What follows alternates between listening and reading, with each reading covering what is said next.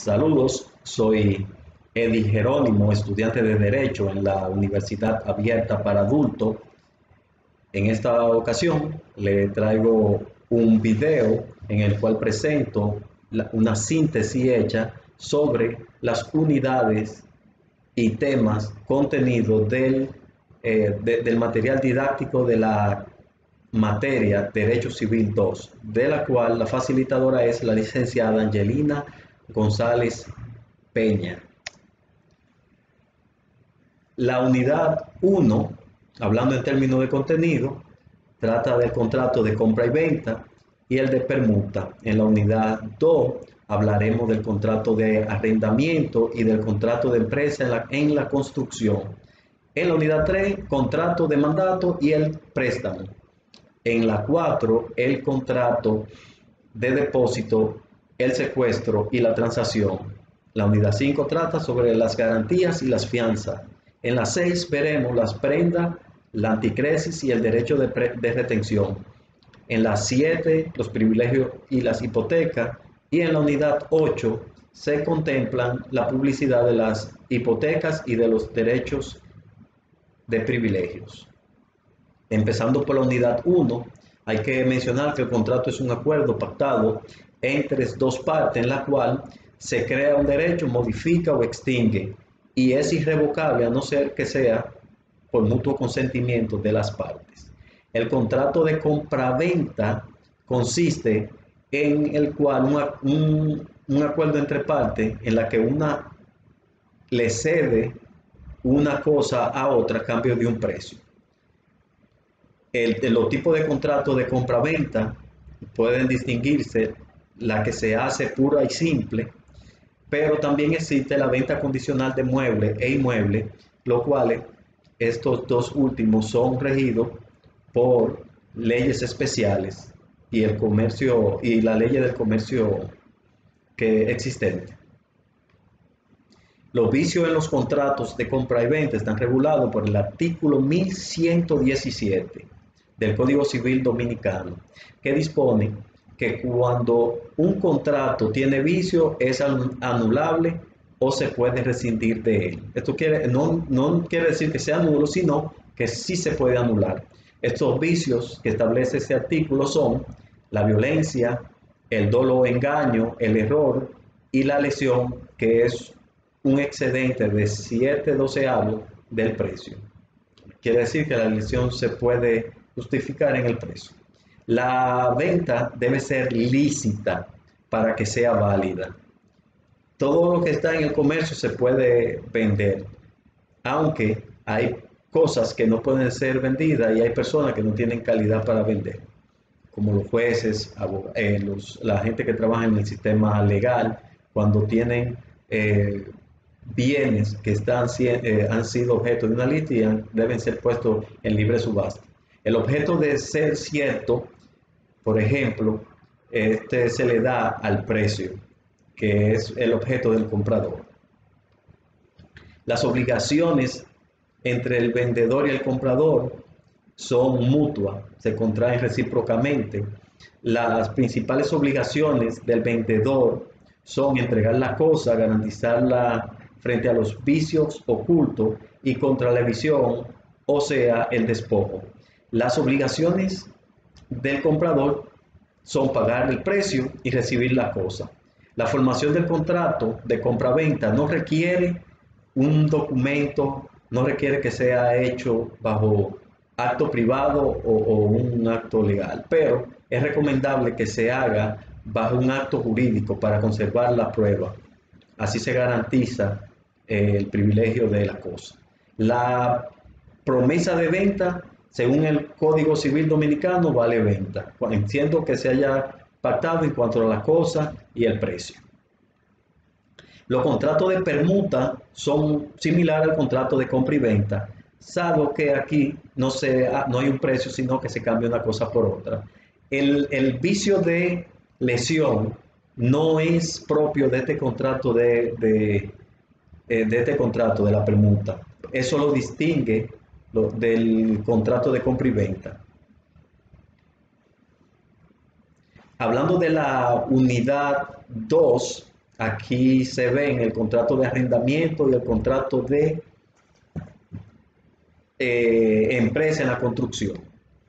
En cuanto al contrato de arrendamiento, es un contrato que en la que una parte entrega a otra el uso y goce de una cosa a cambio de una suma de dinero que al respecto está obligada a pagarle la que recibe la cosa. La categoría de alquiler o locación de cosas son el alquiler, el de casa y mueble, arrendamiento, el de las haciendas rurales, salario, el del trabajo servicio y a parcería el de los animales. Los alquileres urbanos pueden ser de dos tipos, ser para vivienda o para uso profesional, el cual se considera arrendamiento profesional.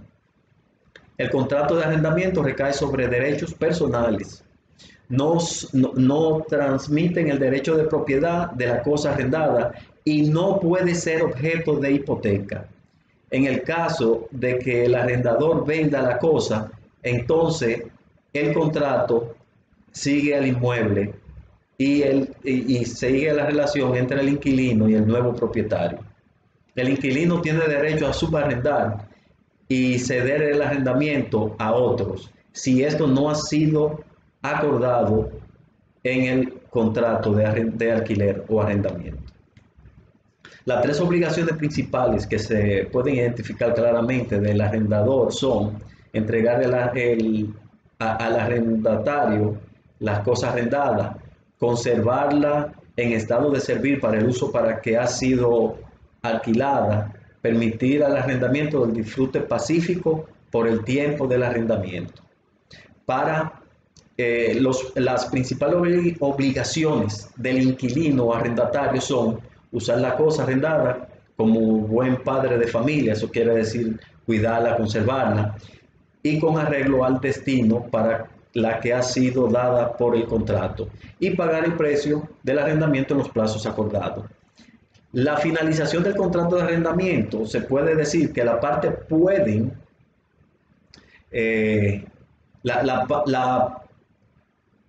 las partes pueden acordar el tiempo del arrendamiento, pero este no puede ser permanente, o sea, no puede ser perpetuo. El contrato se renueva automáticamente al cumplirse el plazo acordado, pero se debe hacer de manera verbal. Se puede hacer, por ejemplo, si el arrendatario requiere el inmueble, puede aplicar el desahucio y seguir el procedimiento de notificar a la persona dentro de los plazos que establece el Código Civil. El contrato de empresa en la edificación o locación de obra, esto se refiere a aquel por el que una persona se obliga a realizar ante otra persona un trabajo a cambio de un precio, a cambio de un pago, mejor dicho. Los principales contratos de obra son el de trabajo que se obligan al servicio de cualquiera, el de los constructores que se encargan de la construcción y el de las personas que transportan a otro, por ejemplo, ese otro. Y otro sería el de los contratistas de obra por ajuste o a precio alzado. Esto, cuando hablamos de ajuste a precio alzado, veremos los efectos en el tipo de obra de construcción. La responsabilidad del arquitecto y los constructores, aquí veremos bien claro si es a título de ajuste o a precio alzado, y tendríamos entonces que fijarnos que si el contrato es, el constructor es quien suministra el material y la obra construida perece antes de ser entregada, el constructor es responsable y pierde lo que gastó.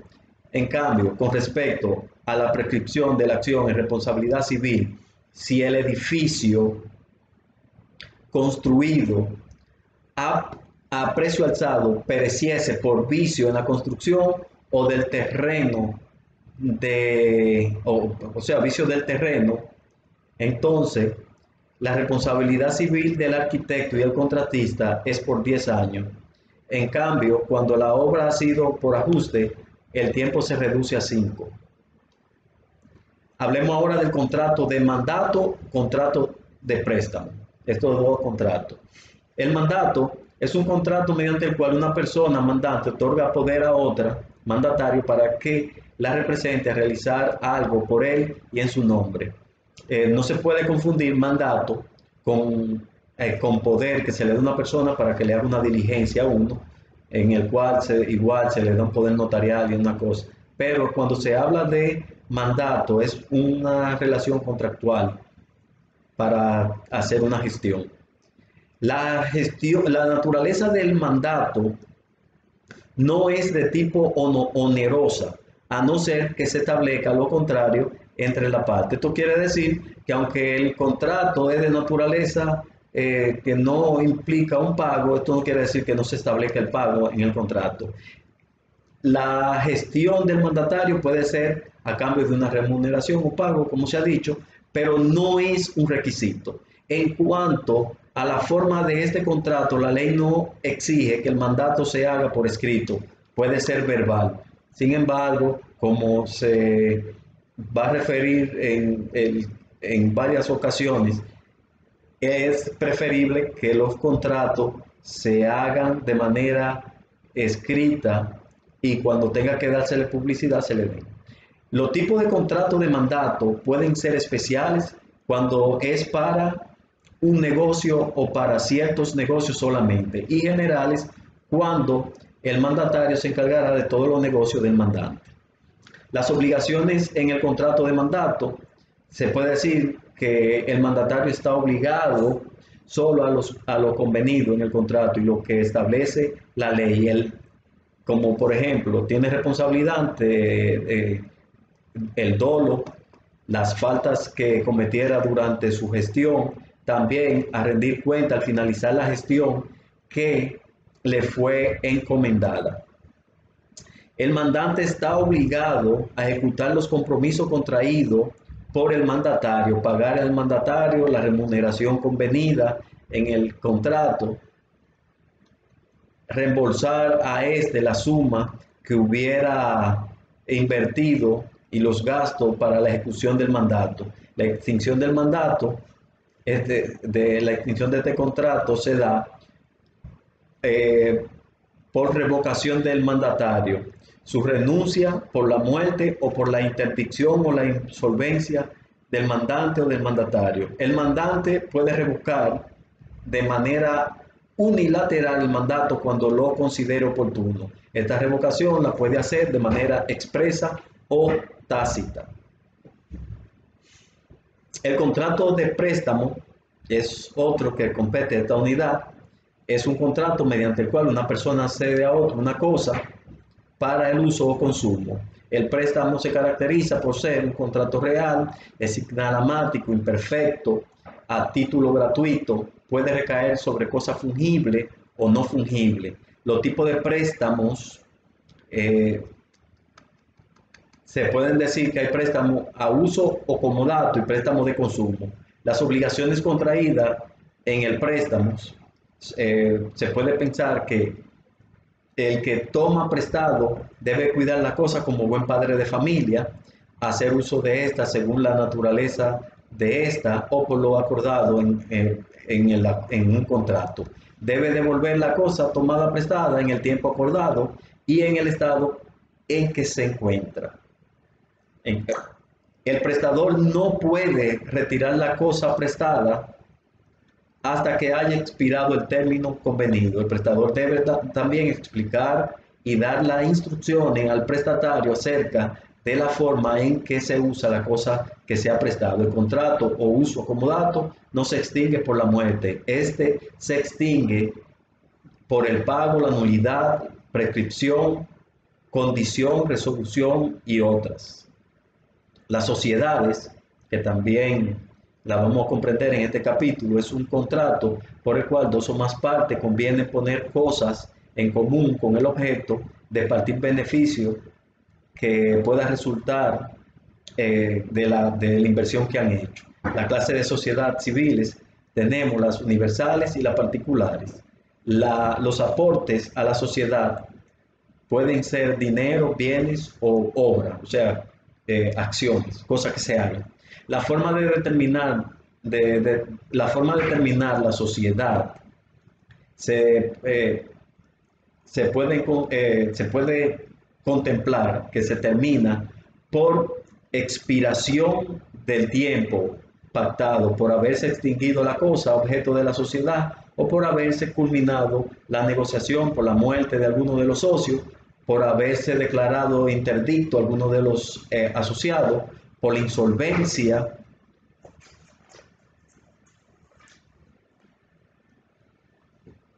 de alguno de ellos, por la decisión expresa de uno o varios de los asociados de no continuar en sociedad. El capítulo 4 tenemos que el contrato de depósito, el secuestro y la transacción son el contenido de esta unidad. Entonces, el contrato de depósito es un acuerdo en el cual una parte entrega una cosa a otra con la finalidad de que ésta la guarde y al término del acuerdo la devuelva en iguales condiciones en que fue entregada. La naturaleza del depósito es gratuita y solo puede recaer sobre cosas mobiliarias. El contrato de depósito es un contrato real, ya que se perfecciona con la entrega de la cosa. Existen dos clases de depósito: el depósito propiamente dicho y el secuestro. También puede ser voluntario o necesario. Las obligaciones principales del depositario son custodiar la cosa depositada como si fuera propia, no utilizar la cosa depositada sin consentimiento de quien la entregó, no destapar las cosas depositadas, devolver la misma cosa que han recibido en las mismas condiciones en que le fueron entregadas. Las obligaciones principales del depositante o propietario son reembolsar al propietario, al depositario, los gastos en que hubiera incurrido a causa de la conservación de la cosa depositada e indemnizar al depositario por la pérdida que hubiera ocasionado a causa del depósito. El depositario goza del derecho de retención. Eso quiere decir que este es el privilegio que le da el depósito. El secuestro es un depósito que se hace de una cosa contenciosa, mueble o inmueble, que queda en manos de un tercero hasta la resolución de un litigio, quedando este obligado a devolver dicha cosa una vez hubiera culminado la disputa. Los tipos de secuestro se pueden ser convencional o judicial. La naturaleza del secuestro puede ser gratuita u onerosa. La transacción es otra de los tipos de contratos que estamos viendo en esta unidad, y es un acuerdo realizado entre dos partes en virtud de una controversia judicial con la finalidad de finalizar dicha litis mediante una conciliación, ya sea antes de iniciar el litigio o en su proceso. Las condiciones para transar se tiene que la capacidad, la calidad y el poder para llegar a un acuerdo. Los abogados, por ejemplo, cuando un abogado es apoderado, estos pueden, en representación de su cliente, transar las cosas que están a su cargo conforme al poder que les haya sido otorgado. En la unidad 5 tenemos las garantías y la fianza, y empezamos por citar que la garantía es un contrato que tiene por finalidad proteger al acreedor ante la insolvencia o quiebra de su deudor. La clase de garantías la podemos agrupar en legales, convencionales, personales y reales. Entonces tenemos legales, convencionales, personales y reales. Los tipos de garantía personal se dividen en simples o solidarias. En simple, cuando solo se puede perseguir o requerir al garante en caso de haberse requerido primero al deudor, y la solidaria cuando se puede perseguir a cualquiera de los dos según prefiera el acreedor, sin que sin que el garante, el fiador, pueda demostrar que haya solvencia en poder del deudor principal. Los tipos de garantías reales tenemos generales y especiales. Las generales se refieren cuando incluyen todos los bienes del deudor, y especiales cuando afectan solo determinados bienes. La clase de garantías reales también se pueden contar que el derecho de retención, la ignoración, los privilegios que son garantías legales y las hipotecas constituyen también tres grupos de garantía. Los contratos de fianza, hablemos entonces de que en este tema de la unidad es un convenio entre un acreedor y un deudor y una tercera persona llamada fiador, la cual se obliga a cumplir con la deuda contraída por un deudor. Los tipos de fianza pueden ser simple o solidaria, igual que la garantía. Entonces, cuando son simples, el fiador o garante se obliga a pagar solo en caso de que el deudor principal no lo haga. Y cuando son solidarias, el fiador asume los mismos compromisos que el deudor principal. Los contratos de fianza deben ser realizados de manera expresa, o sea, deben ser realizados, el fiador debe dar su consentimiento. La extinción de la fianza no se extingue con la muerte y la parte de contratantes no puede, o sea, no se extingue con la muerte, pero las obligaciones pasan a los herederos del fallecimiento del fallecido en caso de que uno de los involucrados fallezca. La prenda, la anticresis y el derecho de retención son los tres grupos, clases de contrato que contempla la unidad 6. Entonces, hablando de la prenda, es un contrato entre dos partes mediante el que una entrega a otro una cosa mueble para garantizar el crédito que se le ha otorgado. Cuando el empeño es de una cosa mobiliaria se llama prenda, en cambio, el de una cosa mobiliaria se llama anticresis.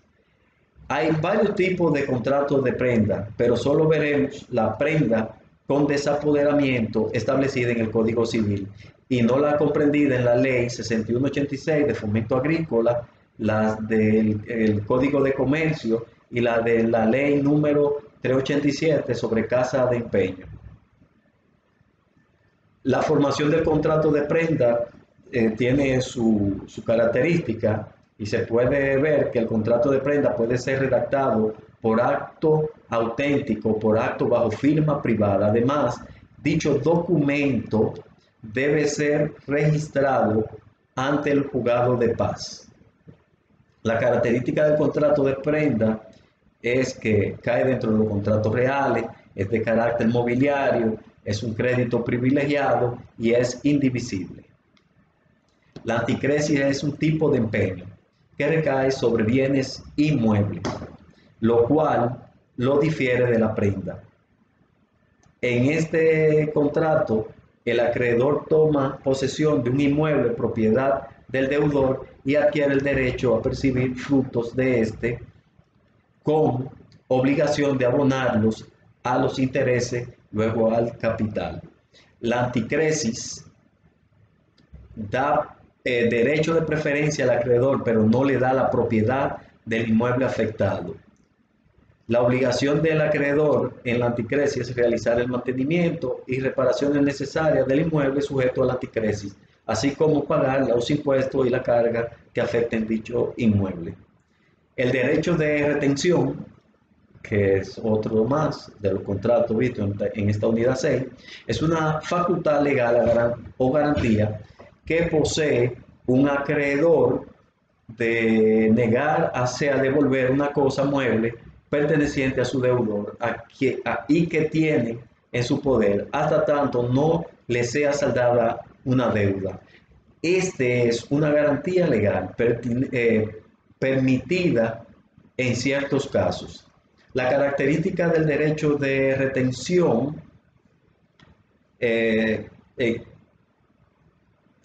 se puede mencionar como que es legal, confiere el derecho de conservar la cosa o derecho de retención, es una garantía imperfecta, constituye un medio de presión, es una garantía accesoria e indirecta, implica accesibilidad, transmisibilidad e indivisibilidad, e implica la existencia de un crédito, o sea, es accesoria. Los efectos del derecho de retención, se puede mencionar que para la ejecución del derecho de retención es necesario que el crédito sea cierto, líquido y exigible. La oponibilidad del derecho de retención es un principio que trata sobre que se refiere a que la retención es oponible a los causavientes del deudor, tanto universales como singulares, así como a sus acreedores, quirografarios y privilegiados. Ya hablando de los privilegios y las hipotecas, que es la unidad 7, los privilegios son garantías establecidas en la ley, mediante las cuales se faculta a cierto acreedor de un derecho de preferencia ante otros acreedores del mismo deudor. Los tipos de privilegios son mobiliarios o inmobiliarios, según la clase de bien que afecten. Los privilegios mobiliarios pueden ser generales cuando afectan la generalidad de los muebles, particulares sobre ciertos muebles cuando no afectan a la generalidad de los muebles, sino algunos en específico. La clase de privilegios son mobiliarios, que pueden ser privilegios generales sobre los muebles o privilegios generales mobiliarios, privilegios generales sobre los muebles o privilegios generales mobiliarios, privilegios particulares sobre ciertos muebles. Los caracteres de los privilegios son garantías reales, que son generales o especiales, mobiliarios o inmobiliarios. También pueden afectar a la vez tantos a muebles como a inmuebles y son de carácter individual. Los principales efectos de los privilegios son el derecho de preferencia y el derecho de persecución. Para que los privilegios surtan efecto frente a los terceros, deben ser registrados, y esto se hace ante el registrador, el conservador de hipoteca, o ante el registro de título. Para lo que se debe registrar en estos lugares son lo que no están contemplados como privilegios legales. Por ejemplo, se pueden exceptuar los privilegios en virtud de las costas judiciales, los gastos de funeral, gastos de la última enfermedad, los salarios de los trabajadores y los suministros hechos por los mercaderes al deudor y a su familia y por los dueños de pensión, ya que estos están establecidos por el Código Civil. Las hipotecas se pueden entender como que es un derecho que recae sobre inmuebles que han sido afectados para garantizar el cumplimiento de una obligación, generalmente una deuda en dinero. Las hipotecas pueden ser legales, judiciales o convencionales. Las legales son las establecidas por la ley, las judiciales la dictada por orden judicial, y las convencionales las que son por voluntad entre la parte, o sea, son las que se hacen por convenio. Hablemos ahora de la publicidad de la hipoteca y de los privilegios. Requerimiento de publicar privilegios e hipotecas es contemplado también en el Código Civil. En principio, para que los privilegios sean oponibles a los acreedores y surtan efecto, deben ser inscritos en la oficina del conservador de hipoteca, que debe ser ante el que tenga la competencia para realizar la inscripción, que es el municipio o distrito judicial en el cual se encuentra el bien objeto de gravamen. Los privilegios de la hipoteca que afectan inmuebles para proteger derechos de menores e interdictos se consideran existentes independientemente de la publicidad que se haga de esto. Para la hipoteca, para que la hipoteca adquieran rango, es requerida la publicidad de esta en la oficina del conservador de títulos. Si dos hipotecas se registran el mismo día ante el conservador de hipoteca, ambas tienen el mismo rango. La vigencia de las inscripciones hipotecarias y de los privilegios es de 10 años, por lo que deben ser renovadas transcurrido dicho lapso para que continúen surtiendo los efectos de garantía al crédito otorgado. Igual que la publicidad de la hipoteca y de los privilegios, también deben registrarse todos los actos entre vivos, los actos que contengan renuncia a estos derechos, los privilegios, la sentencia que se declara la existencia de un contrato verbal de naturaleza de lo que ya se han expresado, toda sentencia de adjudicación que no sea dictada sobre licitación realizada en beneficio de un coheredero o de un partícipe. La conservaduría de hipotecas se encuentra en el municipio cabecera de la provincia y los registros civiles se encuentran en todos los municipios, aunque también se encuentran en el municipio cabecera. Muchas gracias por su atención.